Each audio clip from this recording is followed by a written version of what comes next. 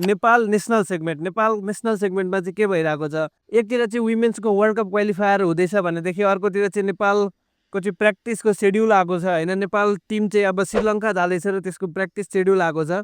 So practice सेड्युलको अलिकति डिटेलमा कुरा गरौँ होइन, जनवरी 20 होइन, सो आजबाट लगभग 6 दिनपछि नेपाल भर्सेस श्रीलङ्का को एउटा म्याच हुँदैछ होइन। र त्यसपछि चाहिँ भन्ने हो भने सेकेन्ड T20 भनेको चाहिँ जनवरी 22 र थर्ड भनेको चाहिँ जनवरी 24 को रहेको छ होइन। एक दिनको ग्यापमा चाहिँ नेपालले म्याचहरू खेल्दैछ होइन। र यसको बिचमा चाहिँ 19, 21, 23 चाहिँ प्र्याक्टिसको लागि रहेको छ भनेर चाहिँ छ होइन। नेपाल चाहिँ आफ्नो वर्ल्ड कपको प्रिपरेसन फेजलाई नै कन्टिन्यू गर्दै इन्डिया जान्छ त्यसपछि, र इन्डियामा चाहिँ नेपाल भर्सेस मुम्बई क्रिकेट एसोसिएसनको प्रेसिडेन्ट 11सँग म्याच हुँदैछ होइन। जनवरी 29 एउटा म्याच छ, अनि अर्को म्याच भनेको चाहिँ जनवरी 31 हुन्छ होइन, जुन चाहिँ डे नाइट म्याच रहेको छ, जुन चाहिँ नेपालको लागि एकदम राम्रो पनि हो जस्तो लाग्छ होइन।